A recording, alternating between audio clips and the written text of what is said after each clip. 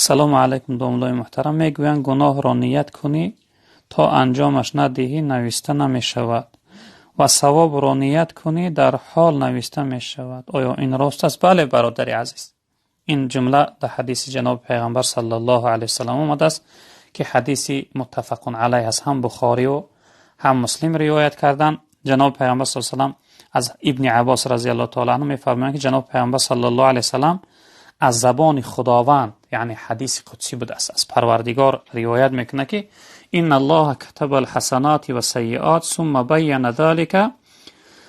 خب خداوند تمام نیکی ها و بدی ها را نوشته میکنه، بعد از آن اینها را به آشکار اظهار میکنه، یعنی بیانشون میکنه.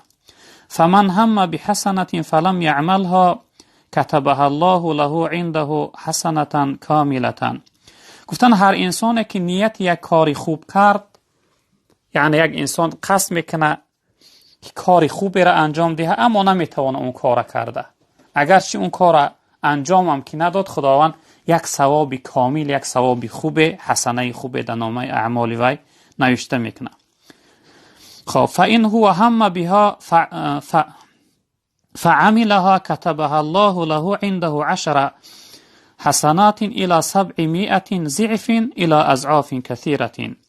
هر انسان که یک کاری خوب نیت کرد و انجامش داد، خداوند او را یعنی تا 700 برابر، تا 700 ثواب و از 700 هم زیاده در نامه اعمالش خداوند حسنه و ثواب نوشته میکنه.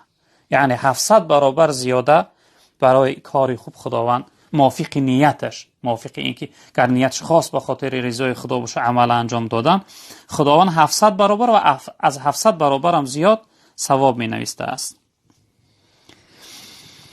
و من هم بسیئه فلم یعملها كتبها الله له عنده حسنه. هر انسانی که نیت کنه که یک کاری بده، یک کاری گناه میکنه و اون کاری گناه نکرد، خداوند در نامه اعمال یک ثواب نوشته میکنه. یعنی به خاطر نکردن، انجام ندادن کاری گناهش، خداوند در نامه اعمال یک ثواب نوشته میکنه. خب فإن هو هم بها فعملها كتبها الله له سیئه واحده. اگر انسان نیت کاری گناه کرد و یعنی کاری گناه انجام داد، فقط و فقط در نامه اعمال او فقط همون یک گناه نوشته می شود، یعنی از یک گناه زیاد در نامه اعمال او نوشته نمی شود.